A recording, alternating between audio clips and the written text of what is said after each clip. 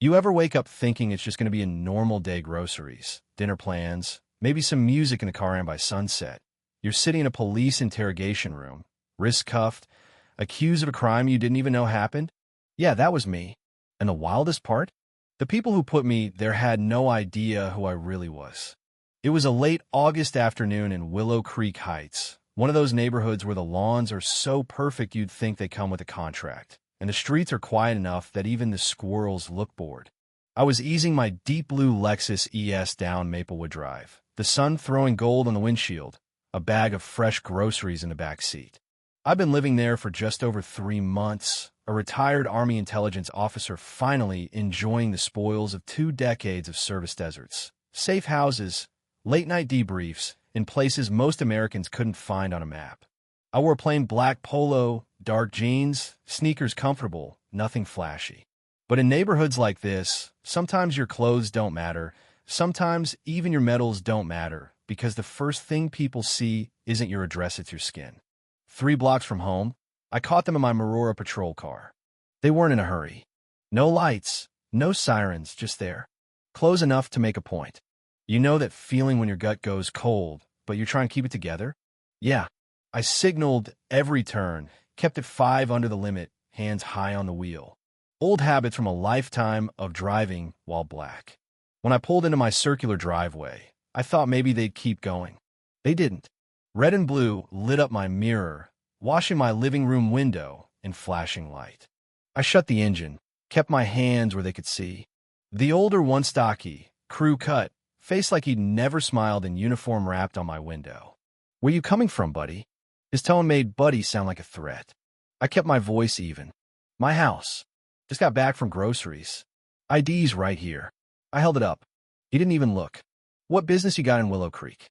This ain't your neighborhood." Neighbor's curtains twitched. I spotted Mr. Parker across the street, the same man who'd waved to me yesterday, now watching like he'd never seen me before. The younger cop, tall, still in that rookie swagger stage, circled my car. "Step out," he said. "Is there a reason, officer?" That was it. The older one yanked my door open, spun me around, slapped the cuffs so tight I could feel the metal bite. "Burglary suspect," the rookie announced while patting me down. "Description? Black male. Dark clothing." I laugh at can't help it. So basically existing. They didn't find anything, but they weren't looking for truth, they were looking for control. They searched my car without asking, pulled out my prescription meds, waved the bottle like it was contraband. Found a framed photo of me in dress uniform 20 years, rows of medals, and tossed it back like a cheap prop.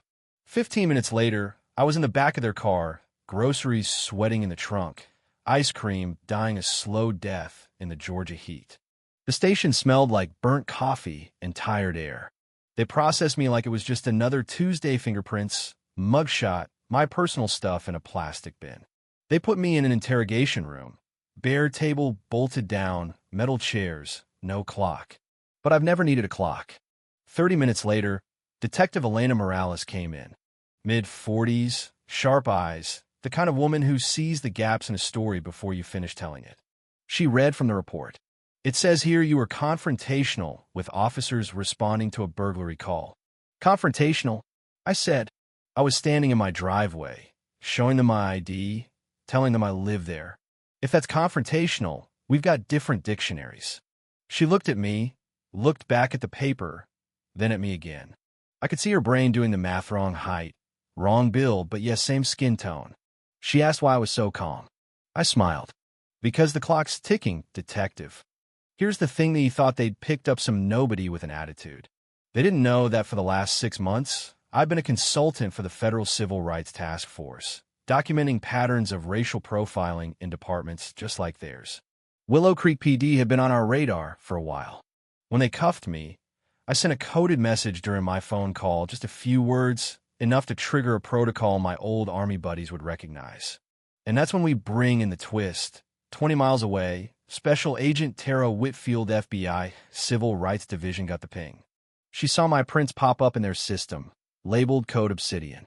10 minutes later, she was pulling a tactical team together. This wasn't just an arrest anymore. It was an extraction. Back at the station, The rookie and crew cutlets call him SGT. Friendly. We're outside the room, laughing with another sergeant. I could hear Bit's so-called homeowner, acting like a lawyer. I made mental notes. Always make mental notes. Morales kept coming back in, asking small questions, her doubt growing each time. I told her, "You seem like someone who took the oath seriously. If that's true, you might want to think about where you're standing when the next hour plays out." She frowned, but she stayed. Then, through the frosted glass, I caught movement, dark shapes, fast, coordinated.